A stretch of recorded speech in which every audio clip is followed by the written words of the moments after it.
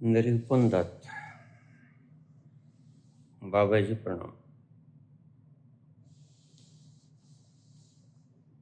मन के सही प्रारूप का कथन करने का कष्ट करना, क्योंकि बहुत से संतों ने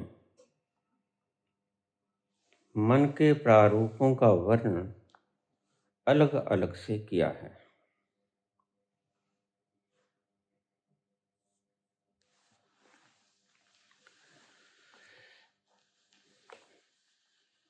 प्रश्न बहुत बढ़िया है।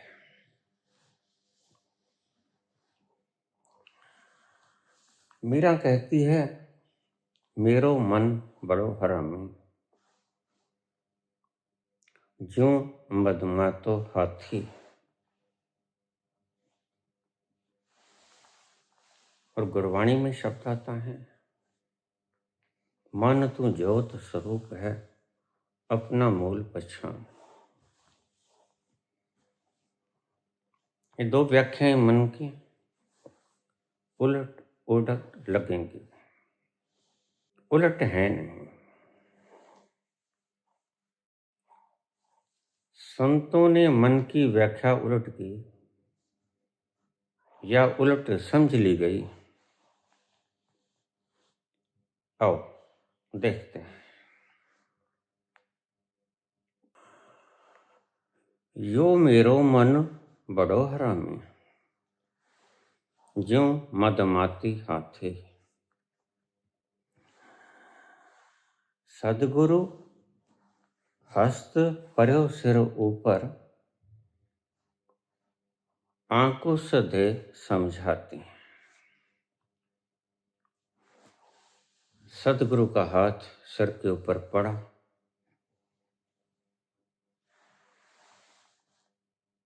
तो इस मन को समझ आई।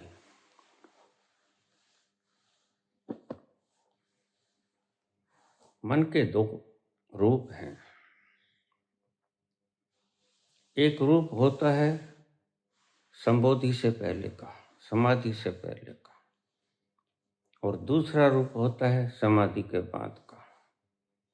बस यही आपका बुनियादी भ्रम है, यही आपका बुनियादी झगड़ा है। मन के रूप दो होते हैं। मीरा ने कहा, ये मन मेरा बड़ो हरामी। और वाणी में शब्द आता, मन तू ज्योत स्वरूप है, अपनो मूल पहचान। तुम्हें देखने में लगेगा यह दो शब्द बिल्कुल विरोधी हैं। नहीं, विरोधी नहीं। दोनों शब्द एक ही तल पर जाकर कहे गए।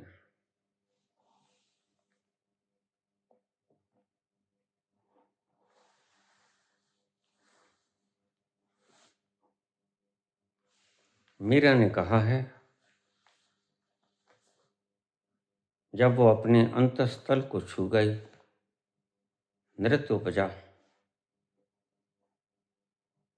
रोम रोम सुगंधित हुआ, कली कली मुस्कुराई, झूम उठी, पांव थिरकने लगे।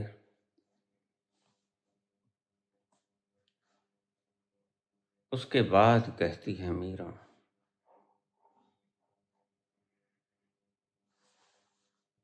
उस तल से बाहर आके कहती है मीरा, क्योंकि जब व्यक्ति वहां जाएगा फिर तो बोल ना सकेगा, वह परम मौन में हो जाएगा।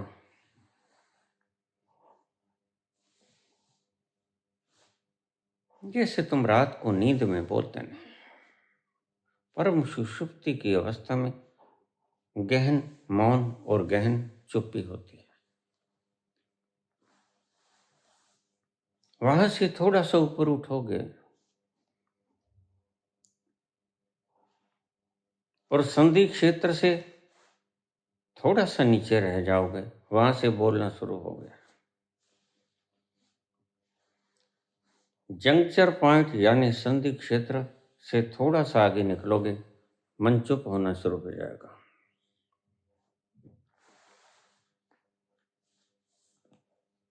मन को एक थोड़ा थोड़ा सरोवर उतरेगा, हल्की हल्की मस्ती तुम्हें घेरने लगेगी और तुम उस हाथी की तरह मस्त हो जाओगे जिसने पता नहीं कितनी शराब पी ली है, जो मदमाती हाथी। उस तल पर तो बोला नहीं जा सकता, उस तल पर जो गया खो गया। इस बात को आप पक्के से लिख लेना। जो कोई बोलेगा वह मन के ऊपर के उस तल से बोलेगा जहां जाकर चुप्पी आती है। मेरो मन बड़ो हरामी है, वहां जाकर नहीं बोला, वहां से थोड़ा सा ऊपर आपसे संबोधित होते हुए जब पूछते हैं लोग ये क्या है, तुम्हें जरा भी लाज नहीं आई, तुम स्त्री हो, राजघराने की रानी हो।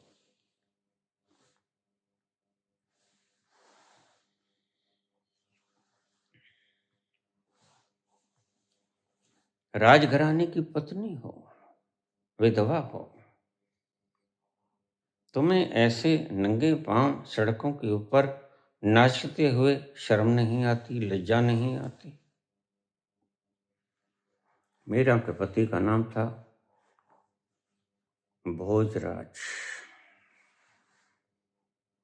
और भोजराज तुम्हें बता दूं कि मेवाड़ के राजा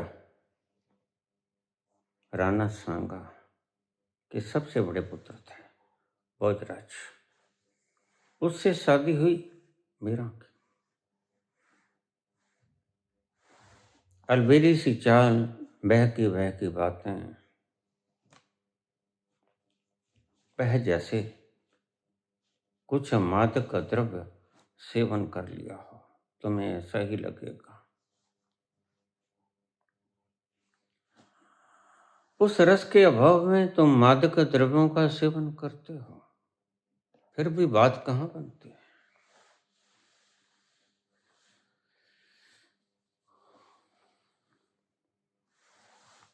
भीतर के रस को सेवन करके तुम्हारी बुद्धि मस्तानी चाल से चलती है और बाहर के मादक द्रव्यों का सेवन करके तुम्हारी बुद्धि मूर्छित हो जाती है, सो जाती है, बोल नहीं सकती। बुद्धि को जैसे लकवा मार गया हो।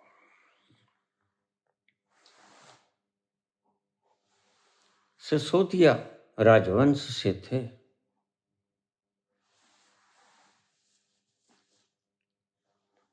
महज 31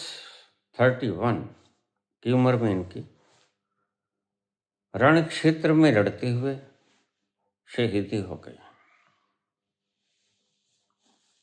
और मीरा ने खुद भेजा अपने पति देव को तलवार देकर तिलक किया, जाओ कन्हैया जो करेंगे शुभ करेंगे। और चल दिए भोजराज, बड़े फिराक दिल थे। बड़ी प्यारी कहानी है। मीरा फेरे ले रही थी, पंडित जी ने मंत्र पढ़ने शुरू किया। ओम पुंडरीकाक्षम, ये बोला ही था अभी। मीरा कहती कुंवर जी मैं फेरे नहीं लूंगी। क्यों? मीरा गजब की सुंदरी थी। देखिए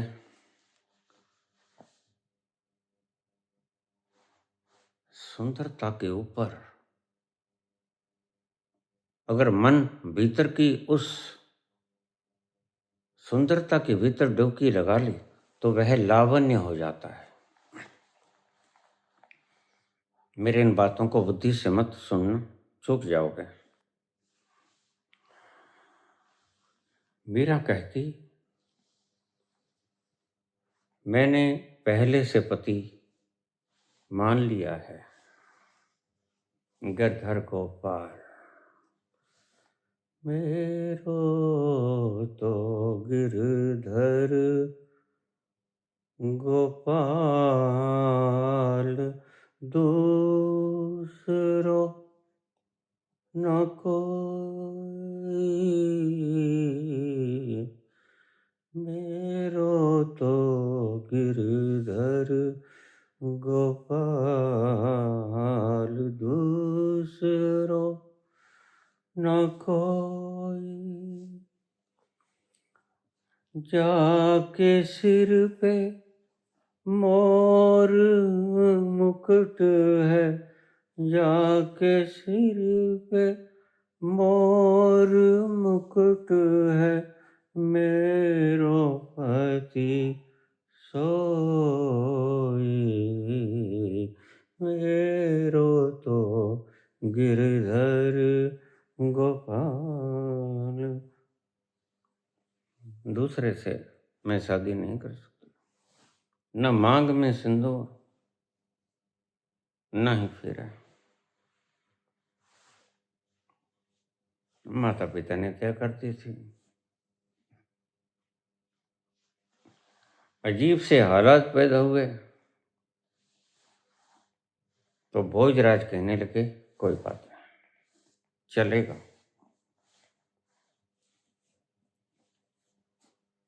बहुत से रिश्तेदार ने कही कि ये तो बदनामी हो जाएगी, लड़की को शबावरी लगती है। तो भोजराज बोले, कोई बात नहीं, मैं भी तो बाबरा ही हूं। वह भी अजीब किस्म के व्यक्ति थे, उनमें भी भक्ति रस था। और 1516 में यह शादी संपन्न हुई और 1521 में भोजराज की मृत्यु हो गई युद्ध लड़ते लड़ते। राणा सांगा के सबसे बड़े पुत्र थे, मेवाड़ के राजा, उत्तराधिकारी थे राणा सांगा के। वहीं से कहावत बनी, कहाँ राजा भोज, कहाँ गंगू तेल। मन के दो प्रारूप होते हैं। अब समझना, सूक्ष्म बुद्धि से समझने की चेष्टा करना, यानी चेष्टाहीन हो जाओ। जब मैं कहता हूं चेष्टा करना, तो मन को रिलैक्स कर देना, यही चेष्टा है। Relax your mind, relax your mind, relax your thoughts. खुल जाओ, ब्रॉड हो जाओ। तो मेरा एक एक शब्द आपके भीतर उतरेगा हृदय में। वास्तव में तो मीरा का नाम लेते ही मेरे भीतर भी एक अजीब सी खुमारी छाने लगती है। शुद्धि बुद्धि को खोना शुरू कर देता हूं।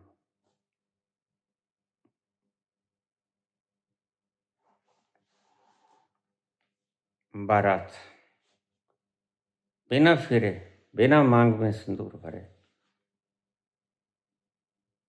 राजस्थान की वो प्रथम शादी राजघराने की संपन्न हुई।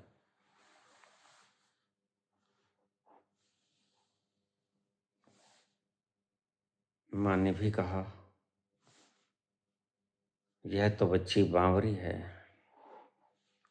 अब क्या होगा, लेकिन हे कृष्ण कन्हैया, अब तू ही लाज रखियो।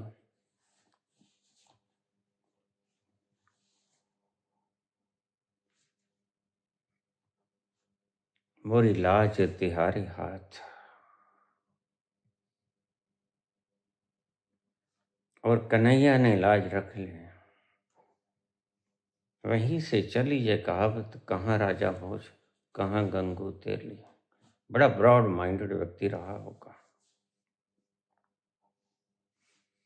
5 वर्ष का विवाहित जीवन और 21 में मृत्यु हो गई, 16 में विवाह हुआ, विधवा हो गई। मेरा को कोई पता ही नहीं। जैसे एक साधारण औपचारिकताएं हैं वो निभा ली उसने।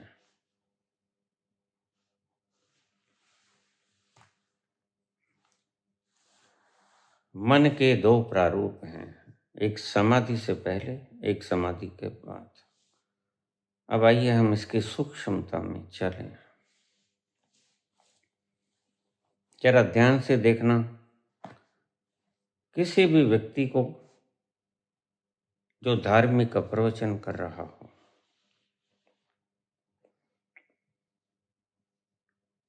अगर उसको सुनकर तुम्हारा तर्क टूटता है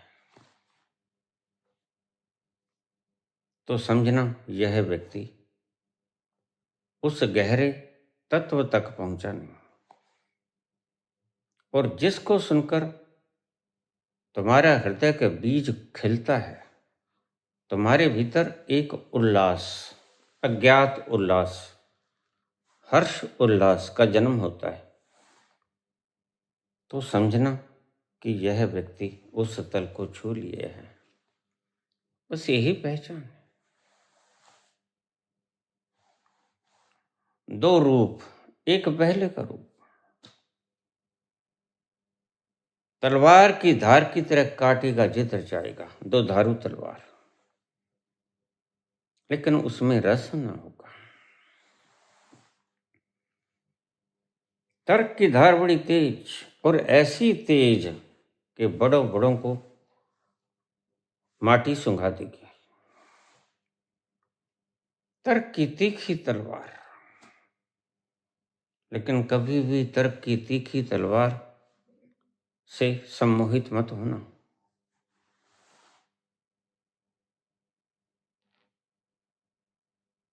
तर्क कितना भी तीखा हो जाए, मात्र काटता है।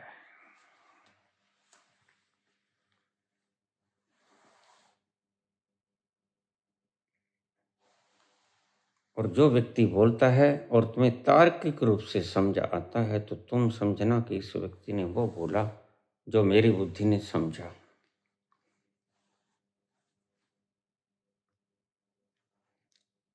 लेकिन अगर कोई व्यक्ति बोलता है, कुछ चीजें समझ में नहीं आती और कुछ चीजें समझ में आती, कुछ शब्द सिर से पार उतर जाते हैं,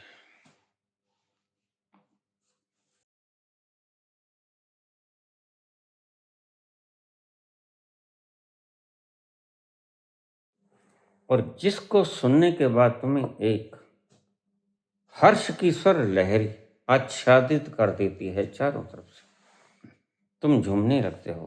तुम्हारा चेहरा ऐसे हो जाता है जैसे अभी अभी पी हो तुमने शराब, मन भर के पी हो। उसका सुरूर अभी तो चढ़ना शुरू हुआ है। जिस व्यक्ति को सुनकर ऐसी दशा हो जाए तो समझ लेना कि यह व्यक्ति प्रबुद्ध है। प्रबुद्ध उस तल पर नहीं जिसे मैं कहता हूं बुद्धि क्षेत्र के भीतर,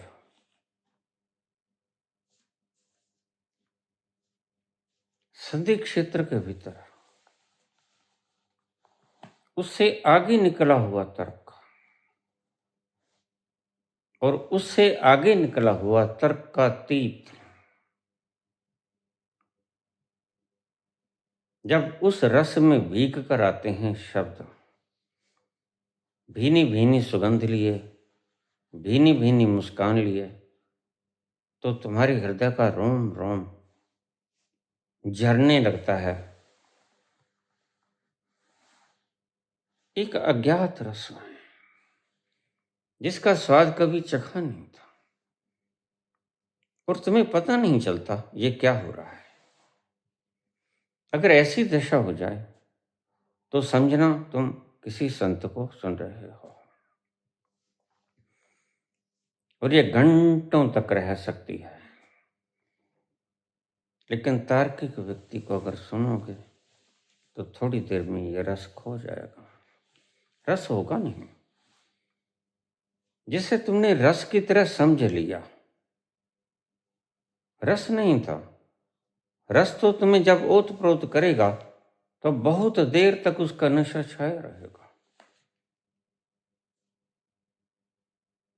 यह पहचान है।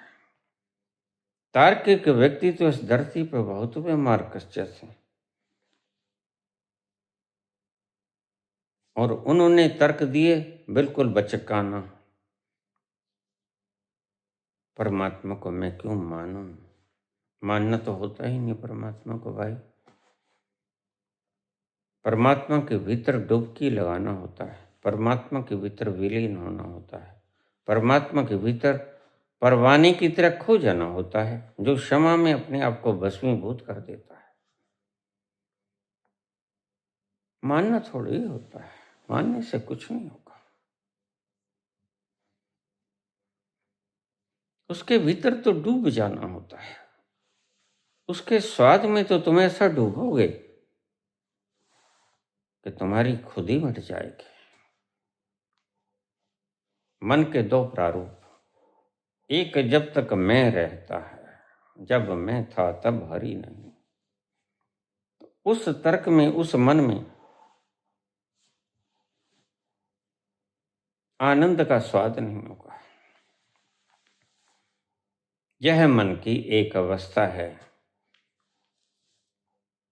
जो मीरा ने उस तल से ऊपर आकर जंक्शन पॉइंट के पास आकर बोली, मेरो मन बड़ो हरामी जो मदमाती हाथी।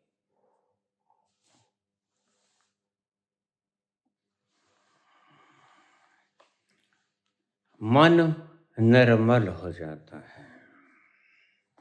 कबीरा मन निर्मल भयो। समाधि से पहले का मन निर्मल नहीं होता। उसमें बड़ी विषय वासनाएं होती हैं, बड़ी दौड़ होती है, बड़ी ख्वाहिशें होती हैं। वह दौड़ता है, वह भागता है। यह समाधि से पहले का मन है। और जो ही व्यक्ति को समाधि उपलब्ध हुई,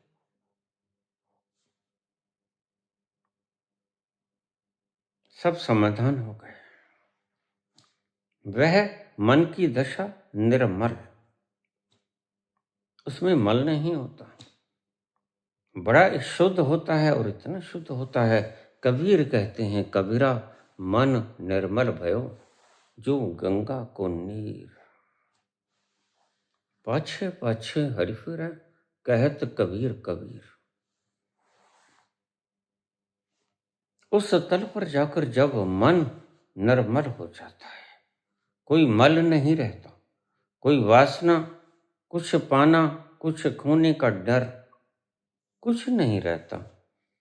कहाँ जाना, क्या करना, क्या बनना, क्या होना, कुछ नहीं रहता। वह मन समाधि के बाद का मन है। समाधि से पहले का मन जब समाधान नहीं होता, समाधि का मतलब समाधान, जब समाधान नहीं होता तब तक प्रश्न और मल ये दोनों बने रहते हैं।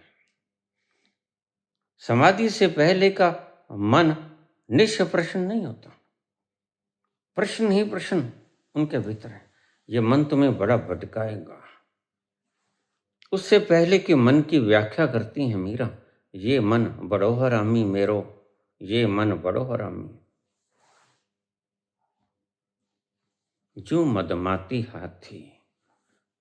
जैसे हाथी ने बहुत सी शराब पी के बेहोशी के आलम में खोया चला जा रहा है, मस्त हाथी को पता नहीं होता। वह पता नहीं किसको कुचल देगा।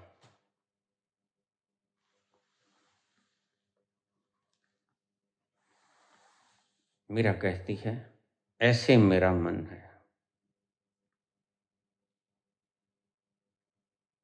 जब समाधान नहीं हुआ था, जब ये तल को नहीं छुआ था, तो मन मेरा ऐसा था, वैराग्य नहीं जन्मा था, भटक रहा था। और जिसके लिए भटक रहा था वो जब मिल गया तो समाधान हो गया।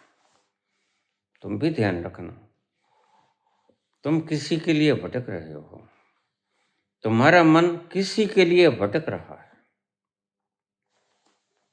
और जब तक वो नहीं मिलता तब तक मन को चैन नहीं आता, मन को करार नहीं आता, और वह चलता ही रहता है। बेकरार दिल तू गाए जा, बेकरार दिल तू गाए जा, मस्ती से भरे ये तराने जिसे सुन के दुनिया झूम उठे और झूम उठे दिल दीवाने, बेकरार दिल तुम गाए जा। बेकरारी मौजूद रहती हैं। सभी गम तुम्हें सताते हैं, सभी आगें तुम्हें तपाती हैं, सभी आगों में तुम झुलसे रहते हो। तुम बिल्कुल ऐसे रहते हो जैसे परिधि के ऊपर आग लगी और तुम उस आग के भीतर ही बैठे हो। अभी तक मीरा परिधि के ऊपर है, सफीर के ऊपर है, और मीरा कहती है जैसे मैं परिधि से नीचे केंद्र में उतरी तो मन ठहर गया। कबीर कहते हैं मन ऐसा ठहरा कि जिसको मैं ढूंढ रहा था वो पाछे पाछे हरी फिरे, कहे तो कबीर कबीर। वह मुझ में समाहित हो जाने को बेताब है, जिसमें समाहित होने को बेताब कभी मैं था, वो आज मुझ में समाहित होने को बेताब है। बड़ा फर्क पड़ गया, विरोधी स्वर हो गए, इतना फर्क है। दो तल हैं, एक समाधि के पहले का मन और समाधि के बाद का मन। समाधि के बाद का मन सभी गुत्थियों से पार हो जाता है, उसकी सभी गांठें खुल गईं।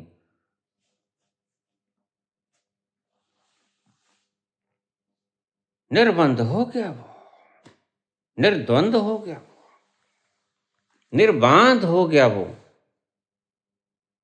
तुम अभी गांठों से भरे पड़े हो, ये गांठें ही तुम्हारा चैन छीन लेती हैं, ये गांठें ही तुम्हारी रात की नींद छीन लेती हैं। तुम्हें चैन नहीं आता, तुम्हें करार नहीं आता, और तुम कुछ भी किए जाते हो। तुम उस फुटबॉल की भांति हैं जो खेलने वाले खिलाड़ी खेल खेल रहे हैं, और कोई किक मार देता है तुम उधर हो जाते हो, और दूसरे पक्ष का व्यक्ति किक मार देता है तुम इधर हो जाते हो। बस तुम्हारी हालत ऐसी ही फुटबॉल जैसी। दो पाटन के बीच में साबुत बचो ना कोई। तुम्हारी हालत बिल्कुल ऐसी है, तुम्हारा अपना वजूद नहीं। फुटबॉल का कभी अपना वजूद होता है क्या? जिसने भी किक मार दी उस तरफ हो लिया, वो इधर था या वो उधर था, कोई फर्क नहीं पड़ता। तुम्हारा कोई निश्चित गोल तुम्हें नजर नहीं आता। तुम चाहते क्यों क्या हो आखिर, ये तुम्हें खुद भी पता नहीं। तुम चले जा रहे हो, बस चले जा रहे हो, और तुम्हें पता नहीं। न तुम्हारी संग कोई है, न तुम्हारा मार्गदर्शक कोई है। यही कहती है मीरा।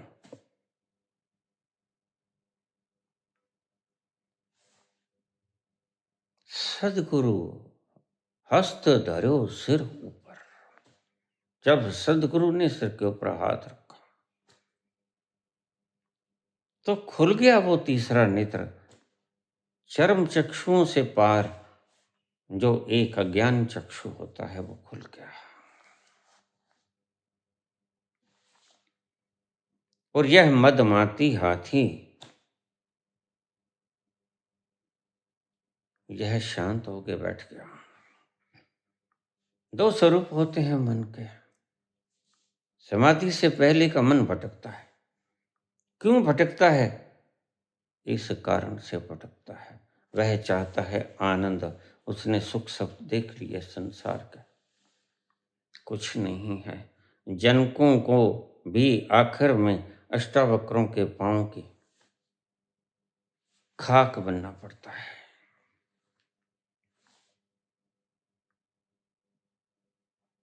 जनकों को भी आखिर में टेढ़े मेढ़े 8 जगह से अष्टावक्र, टेढ़े मेढ़े अष्टावक्र के चरण पकड़ने पड़ते हैं।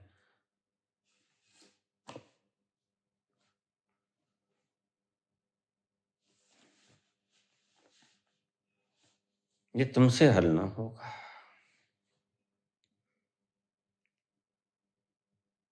गुरु के वरद हस्त के बिना ये तुम स्वयं से हल ना होगा। तुम कोशिश करते हो, मेरे पास रोज कमेंट आ जाते, बाबा मैंने बड़ा प्रयास किया था, 10 वर्ष बीत गए, कुछ नहीं मिला। तो मार्ग किसने दिया? मार्ग तो किसी ने दिया। मार्ग तो पहले कोई आता जाता गुरु बता गया।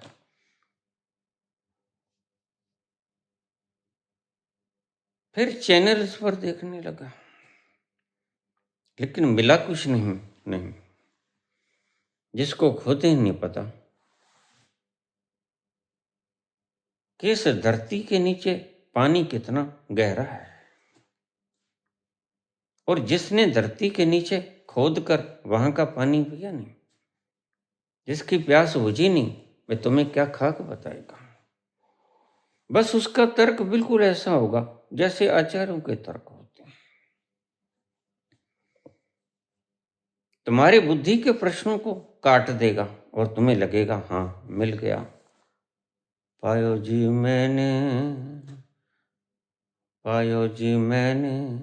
राम रतन धन पा लिया, मैंने पा लिया, लेकिन कहाँ पाया? मन तो फिर प्रश्न खड़े कर देता है।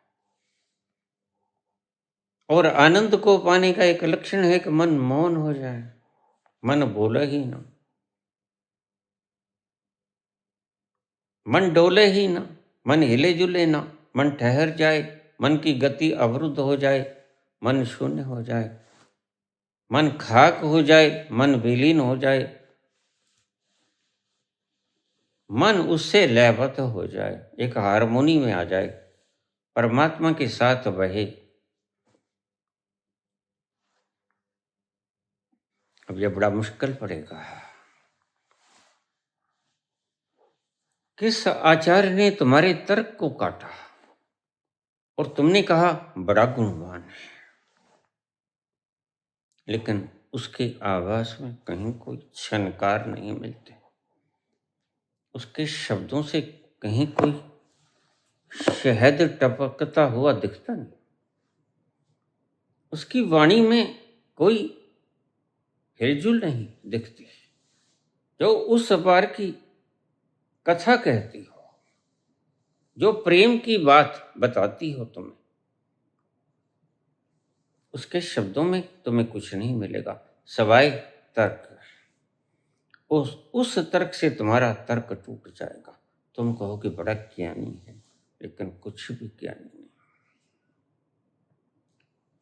लेकिन इसके शब्द बिल्कुल वैसे ही होंगे जैसे तुम्हारे तोते के होते हैं। तुम तोते को रटा देते हो। इन्होंने उपनिषद पढ़ लिया, इन्होंने गीता पढ़ ली, इन्होंने शास्त्र पढ़ लिए, बोलने लगे प्यासे प्यासे से खोदें, खुद की प्यास बुझी नहीं,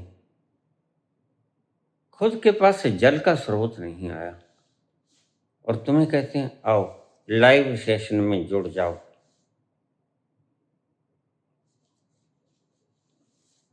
खुद का सेशन अभी अधूरा है। अभी खुद की क्लासेस पूरी नहीं की। अभी रास्ता बहुत बाकी है।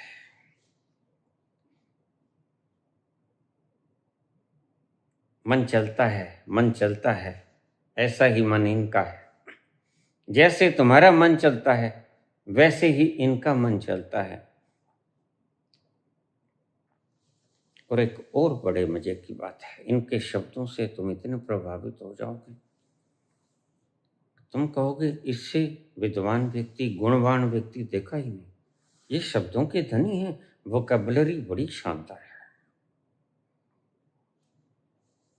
लेकिन इनका मन इन्हें ले जाता है। तो ये बिल्कुल उस गृहस्थी व्यक्ति की तरह है जिनका मन तुम्हें नचाता है।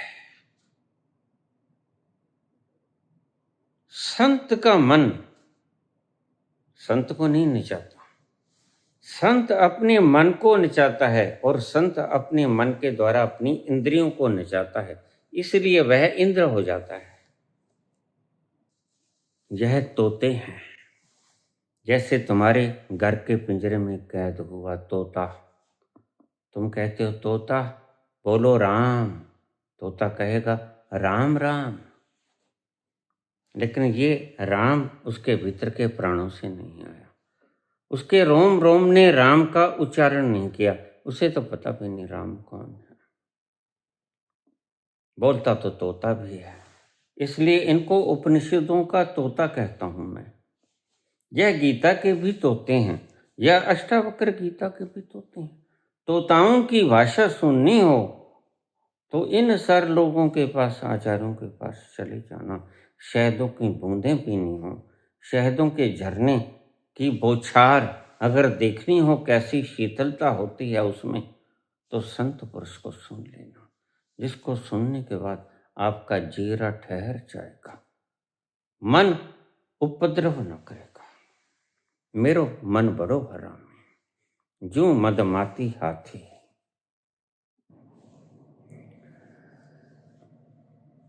एक तो भटकता हुआ मन, उसे पता नहीं तुम कहाँ जाओगे। साथी न कोई मंजिल, दिया है न कोई महफिल, चला मुझे लेके ऐ दिल, तू जाने कहाँ ले जा रहा है मुझे। यह मन अंधा है।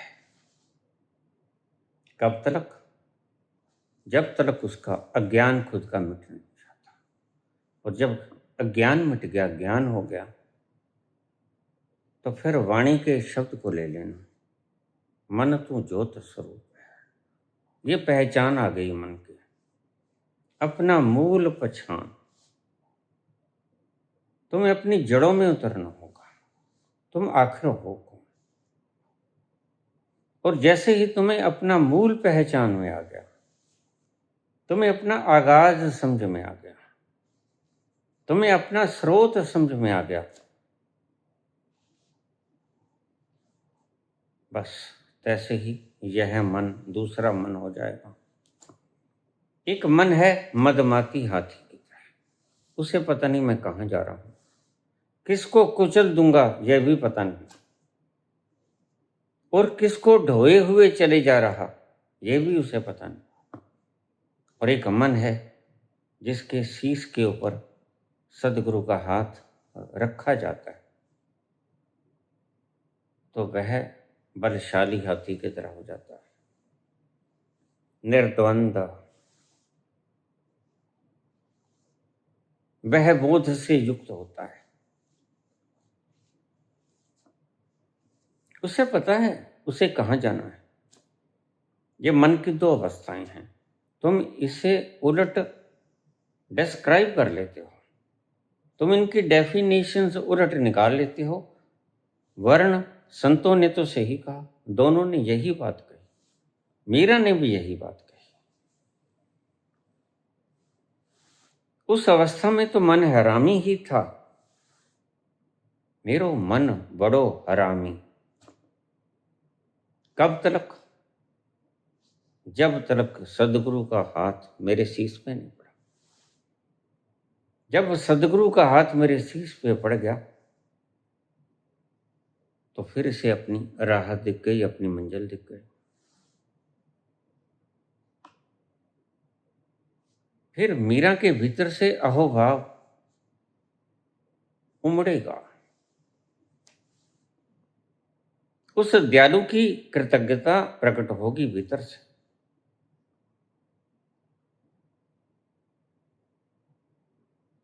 उस रहमो करीम की इनायत बख्शेगी तुम्हारे ऊपर। बरसती हुई उस झरनों की रसधार में तुम झूमोगे मीरा की तरह। ऐसा लगेगा जैसे तुम्हारे पाँव में घुंघरू बंधे हैं। वो ऐसी मस्तानी चाल होगी तुम्हारी, कोई नृत्यांगना इसका मुकाबला नहीं कर सकेगी।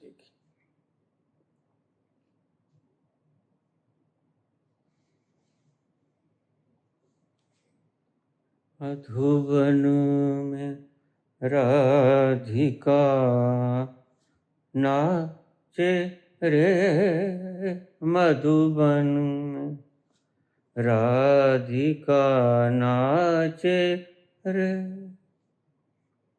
गिरधर की मुरलिया बाजे रे, गिरधर की मुरलिया बाजे रे, मधुवन में राधिका नाचे रे। जैसे मधुवन में राधिका नाचती है निधि वन में, उसके पांव की झंकार तुम्हारे हृदयों में उल्लास पैदा कर देती है। यह तब की तस्वीर है जब मीरा उस संधि क्षेत्र को पार कर लेती है और उसे हल्का हल्का सुरूर आना शुरू हो जाता है और वो सुरूर अपनी तरफ खींचता है और तुम खींचे ही चले जाते हो। तुम्हें पता नहीं हम कहाँ जा रहे हैं। यह मन की दूसरी दिशा है। मन वही है, पहले मल युक्त फिर मल मुक्त। और मल युक्त मन तो हजारों प्रकार की आकांक्षाओं से भरा होता है, वासनाओं से भरा होता है, व्याधियों से भरा होता है, जरूरतों से भरा होता है, अभावों से ग्रस्त होता है, दुखी होता है, आगों से पीड़ित होता है, जलता है, सड़ता है और उसे मार्ग का पता नहीं होता। कोई साथी नहीं, साथी न कोई मंजिल दिया है न कोई महफिल, चला मुझे लेके है दिल, अकेले कहाँ। साथी न कोई मंजिल दिया है न कोई महफिल, चला मुझे लेके ऐ दिल, अकेले कहूँ। यही मन है जो तुम्हें मल युक्तता से मलहीनता में ले जाएगा। निर्मल हो जाएगा तुम्हारा मन, मन वही रहेगा जैसे माटी से मिला हुआ पानी।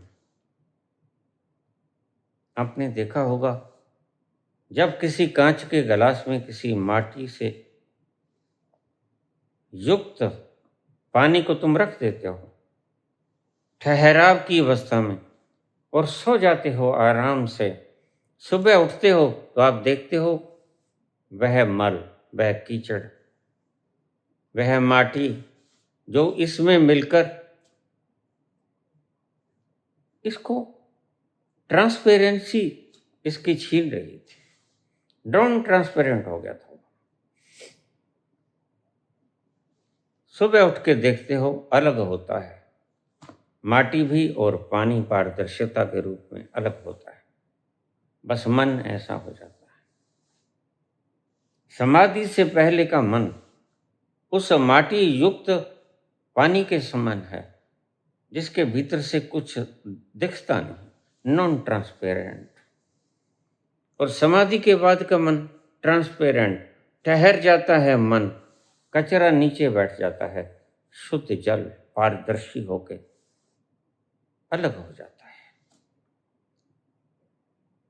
यह समाधि के बाद का मन है। इसी की बात कहते हैं भगवान राम, निर्मल मन जन सोई मोहि पावा। निर्मल मन जन सोई मोहि पावा,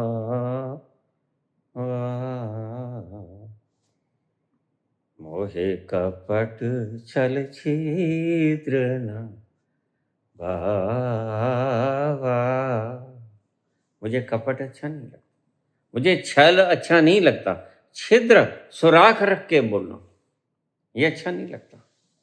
मोहे कपट छल छिद्र न भावा, निर्मल मन जन सोई मोहि पावा। भगवान राम कहते हैं मुझे वही पा सकता है। मन में छल हो और तुम राम मंदिर बनाए बैठे हो तो तुम्हें वह राम नहीं मिलेंगे, तुम्हारे हृदय में वो वास नहीं होगा। हनुमान जी को सीता ने बहुत बहुमूल्य हीरों की माला दे दी। हनुमान जी उसको देखते हैं अच्छी तरह से, कहानी है। एक एक हीरो को दांतों के नीचे तोड़ देते हैं और भीतर देखते हैं, फिर दूसरे को तोड़ देते हैं। ऐसे बहुत से तोड़ देते हैं हीरे। तो सीता पूछती है, पुत्र तुम ये क्या कर रहे हो? हनुमान जी कहते हैं बड़े निर्दोष भाव से, विद इनोसेंट माइंड, मां इसमें मेरे प्रिय सीताराम तो है ही नहीं। तो राम हंसते हैं, राम कहते हैं हनुमान इसमें नहीं मिलेंगे तुम्हें। राम सीता तो तुम्हारे सामने बैठे हैं, सामने बैठों का दर्शन कर लो, इसमें क्या ढूंढते हो? मृग ढूंढे वन मां, कस्तूरी कुंडल बस है, तुम्हारे सामने है हनुमान। राम सीता तुम्हारे सामने बैठे हैं, तुम ढूंढते हो इन हीरों की माला में। हाँ, ये माता ने मुझे प्रदान की, मैं देख रहा था तोड़ के। इनमें माता सीता हैं, इनमें भगवान राम हैं, मेरे आराध्य, लेकिन नहीं दिखे। तो राम कहते हैं अगर राम सीता को देखना है तो तुम्हारे सामने ही तो बैठी हैं, सरल उपलब्ध हैं।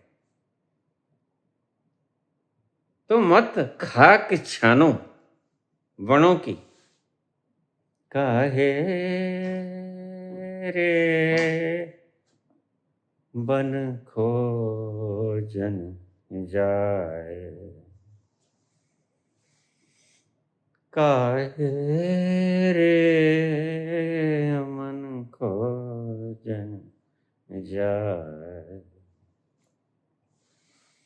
सर्वव्यापी सदा अलेपा, सर्वव्यापी सदा अलेपा, तो है संग समाय, काहे रे मन खोजन जाए, काहे। कस्तूरी कुंडल बसै, मृग ढूंढे वन मां। उसके कुंडल में ही कस्तूरी है, जिसकी खुशबू से वह इतना नाच रहा है और वन वन में ढूंढता है। ऐसे घट में विव हैं मूर्ख जाने ना। कबीर कहते हैं मूर्ख हैं वो व्यक्ति जो वनों में जाके तलाश करते हैं। तुम कथाओं में जाके ढूंढते हो, तुम गुरुओं के तर्कों में जाके ढूंढते हो, तुम शब्दों से शब्दों को लड़ा के ढूंढते हो, तुम शास्त्रार्थों में ढूंढते हो। नहीं मिलेगा। मिलेगा कहाँ मिलेगा? जहां उस प्रेम की शुभाशीष बरस रही हो झरने की तरह, वहां मिलेगा। प्रेमियों के हृदय में मिलेगा, आनंद की गरिमा में मिलेगा। तुम झांक कर देखो, प्रेम की नशीली आंखों से जरा इस सर्जना को एक झलक जी भर के देखो। तुम्हें सब कहीं वो ही नजर आएगा। हर जर्रे में तू ही तो रूबरू है, जिधर देखता हूं उधर तू ही तू है। कहां ढूंढू तुझे? कबीर कहते कहीं मत ढूंढो।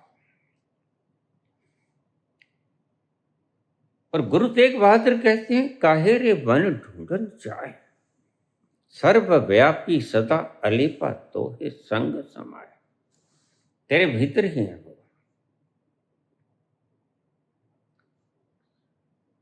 मृग की कुंडल में कस्तूरी होती है, जिसकी खुशबू से वो पागल होकर दौड़ता है वनों में, लेकिन उसे वो कस्तूरी मिलती नहीं कहीं, मिलेगी भी नहीं, क्योंकि वह तो उसके भीतर है।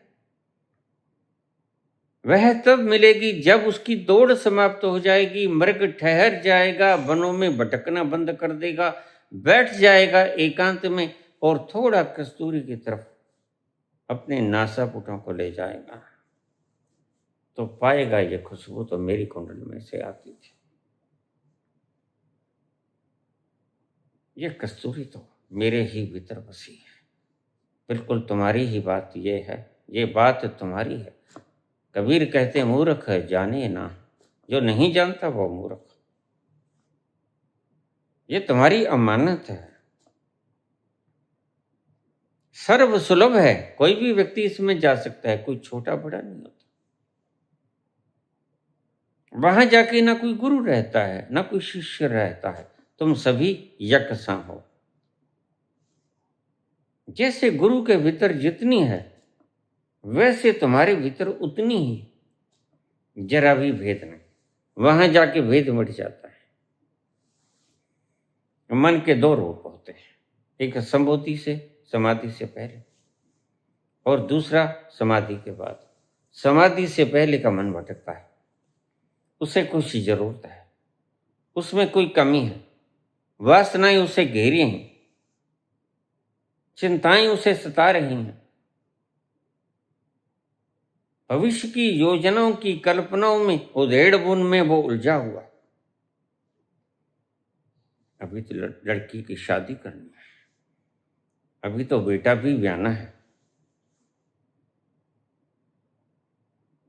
अभी काम धंधा भी ठीक नहीं चलता।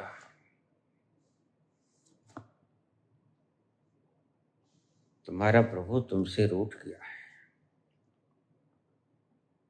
ऐसा नहीं है, तुमने प्रभु की तरफ से पीठ कर ली है, तुमने आंख फेर ली है और तुम सोच रहे हो कि शायद मेरे भगवान ने मुझसे आंखें फेर ली। नहीं, तुमने आंखें फेरी हैं, वह तो वहीं मौजूद है। दादू दूजा को नहीं दूजी मन की दौड़, दौड़ मिटी संशय गया वस्तु ठोर की ठोर। वह तो वही है, वह कभी तुमसे विमुख नहीं होता, वह सदा ही तुम्हारे सन्मुख रहता है। तुम विमुख हो जाते हो तो तुलसी कहते हैं वह नहीं मुख मोड़ता, तुम मुख मोड़ लेते हो। सन्मुख होए जीव मोहे जब ही, जैसे ही जीव मेरे सन्मुख हो जाता है, विमुखता से सन्मुखता में आता है। जिस तरफ पीठ थी उस तरफ मुख कर लेता है। सन्मुख होए जीव मोहि जबहि, जन्म कोटि अघनाश पाप कोटि अघनाशहि तबहि। जन्मों जन्मों के पाप खत्म हो जाते हैं, स्वाहा हो जाते हैं, राख हो जाते हैं जलकर। लेकिन करना क्या पड़ेगा? कुछ भी नहीं। रब दा की पाना, उधरों पुटना ते इधर। जिस तरफ पीठ है उस तरफ मुख कर लो, जिस तरफ मुख है उस तरफ पीठ करो, इतना ही तो करना। तुम तो सुनते हो हजारों के बड़े बड़े भाषण। जिन मूर्खों को खुद का ही पता नहीं, जिनकी खुद की प्यास नहीं बुझी, वो खुद ही प्यासे हैं, खुद ही भूखे हैं, तुम्हें क्या बताएंगे?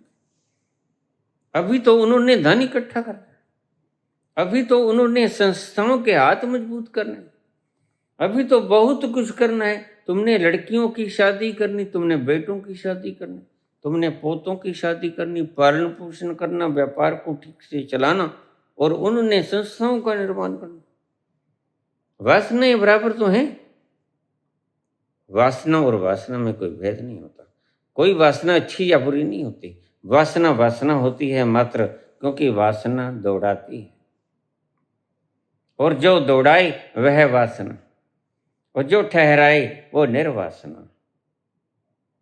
तो तुम्हारे आचार्य हों कि तुम्हारे कवि हों, महंगे कवि हों, ये तुम्हें भटकाते हैं राम कथा के नाम। आराम तो इन्हें खुद भी नहीं मिला। अभी तो कुर्सी चाहिए,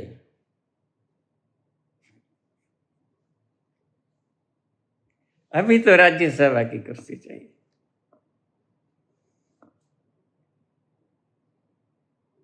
बेचारा जिससे कुर्सी मांग रहा था उसकी खुद की कुर्सी चली गई।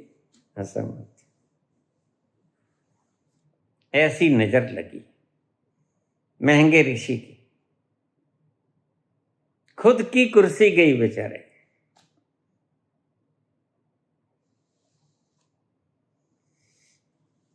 एक समाधि से पहले का मन, मल युक्त मन, हजार वासनाएं, वासनाओं में धधकता हुआ ये दिल उसकी गर्माहट में पिघल जाता है।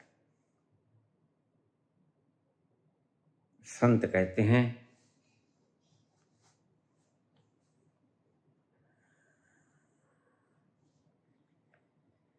चिंता और चिता समान है। चिंता चिता द्योर मध्ये चिंता एव घरियसी, चिता दहती निर्जीवः चिंता दहती जीवतः। चिंता और चिता में सिर्फ एक ऊपर टिप्पी का फर्क, बिंदी का फर्क, लेकिन काम दोनों के एक। चिंता चिता द्योर मध्ये चिंता एव घरियसी, चिता दहती निर्जीव है। चिता जिस पे बिंदी नहीं लगी वह मुर्दों को जलाती है। चिंता दहती जीवत है, और चिंता जीवत को मुर्दा कर देती है। फिर समझना, चिता जीवत को जलाती है, मुर्दे को जलाती है, और चिंता जीवत को मुर्दा कर देती है। पहले चिंता तुम्हें मुर्दा बनाती है, फिर चिता तुम्हें जलाती है और तुम राख हो जाते हो। ऐसे राख होने के बजाय अगर प्रभु भक्ति में राख हो जाओ तो ज़्यादा ठीक ना होगा, तुम्हें तुम्हारी मंजिल मिल जाएगी। आज अज्ञान हार जाएगा, आज ज्ञान जीत हो जाएगा। तुम नाचोगे, झूम झूम के नाचो आज, गाओ खुशी के गीत रे। झूम झूम के नाचो आज, गाओ खुशी के गीत। आज किसी की हार हुई है। कौन हारा? अज्ञान हारा। और किसी की जीत रे। जीत किसकी हुई? ज्ञान की। गाओ खुशी के गीत रे। सारा संसार उपवन हो जाता है, सारा अस्तित्व नाच लेता है, एक नृत्य का चारों तरफ आवेग। ये हवाएं सुगंध बिखेरती हैं, ये झरने कल कल का स्वर थोड़ा तेज कर देते हैं। ये हवाएं ठहर के सुनती हैं इन फिजाओं की खुशबू को। सारा अस्तित्व आनंद मगन हो नृत्य करता है। आज किसी की हार हुई है, आज अज्ञान हारा, आज किसी की जीत रे। गाओ खुशी के गीत, झूम झूम के नाचो आज, गाओ आज। मीरा शब्द बोलती है, मेरो मन बड़ो हरामी। यह समाधि से पहले, जंक्चर पॉइंट के पहले के मन की अवस्था को वर्णित करती है। और जो वाणी कहती है,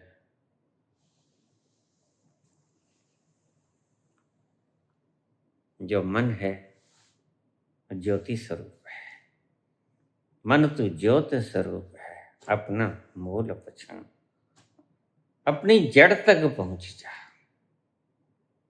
अभी तो तू बैठा खोपड़िया, अभी तो आचार्यों के प्रवचन सुन के तर्कों से तुम्हारे तर्क टूट जाते हैं और तुम कहते हो ठीक। शांति मिली, लेकिन शांति कहाँ मिली? न शांति मिली न रस आया। तुम जैसे गए थे वैसे आ गए, बस कुछ तर्कों ने तर्क को तोड़ दिया, एक तीर ने दूसरे तीर को तोड़ दिया। तुम कब्रिस्तानों में खेल खेल रहे हो। तुमने अभी जीवन का वो स्रोत देखा नहीं, जिस स्रोत की बात करती है वाणी, अपना मूल पहचान। जब तुम अपने मूल में उतर जाते हो, मूल उद्गम स्रोत में उतर जाते हो, जहां से आती है ये ओंकार की ध्वनि, तो तुम्हारे सारे द्वंद्व मिट जाते हैं। न चिंता रहती है, न चिता गलाती है तुम्हें, जलाती है तुम्हें, कुछ नहीं, सब ठहर जाता है। वह क्या होता है? वहां मस्ती होती है, वहां आनंद होता है,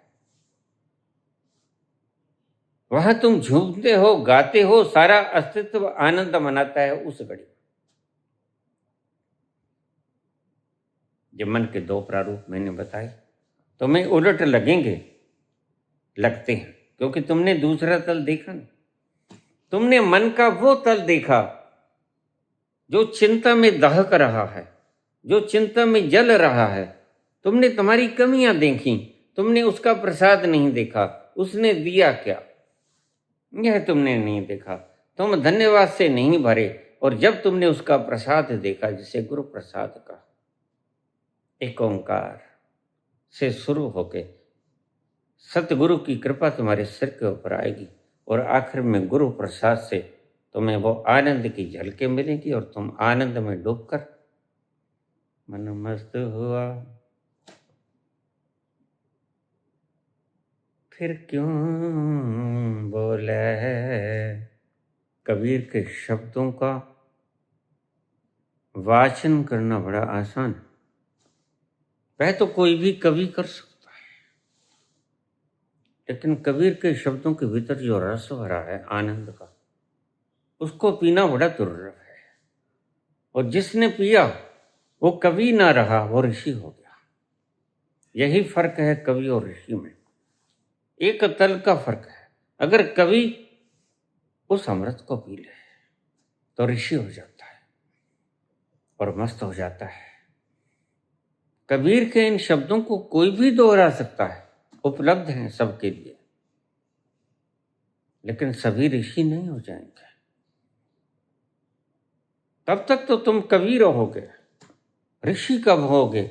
जब तुम इन शब्दों के भीतर रखे हुए अमृत का प्याला गटक जाओगे, फिर बोलती बंद हो जाएगी।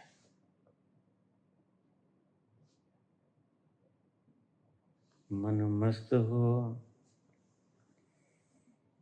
फिर क्यों बोले मन मस्त हुआ, फिर क्यों बोले, फिर जरूरत क्या रह जाती है बोलने, फिर कोई जरूरत नहीं रह जाती। फिर तो और जरा सी दे दे साकी, और जरा सी और, कैसे रहूं चुप के मैंने पी ही क्या है, होश अभी तक है बाकी, और जरा सी दे दे साकी, और जरा सी। हीरो पायो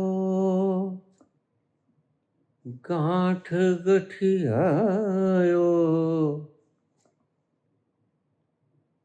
हीरो पायो गांठ गठियायो,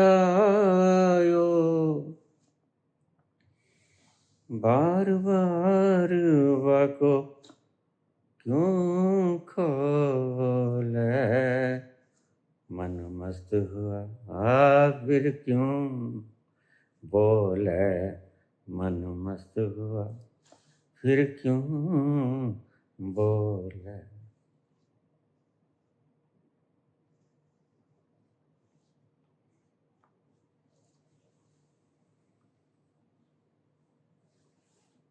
हंस पायो मान सरोवर, हंस पायो मान सरोवर, हंस पायो मान सरोवर, ताल तलैया क्यों डोले, मन मस्त हुआ फिर क्यों बोले, मन मस्त हुआ फिर क्यों बोले, मन मस्त हुआ फिर क्या बोले। तेरा साहब है तुध माही, तेरा साहब है तुध माही, तेरो साहब है तुध माही, द्वार द्वार फिर क्यों डोले, मन मस्त हुआ फिर क्यों बोले, मन मस्त हुआ फिर क्यों बोले, मन मस्त हुआ फिर क्यों बोले।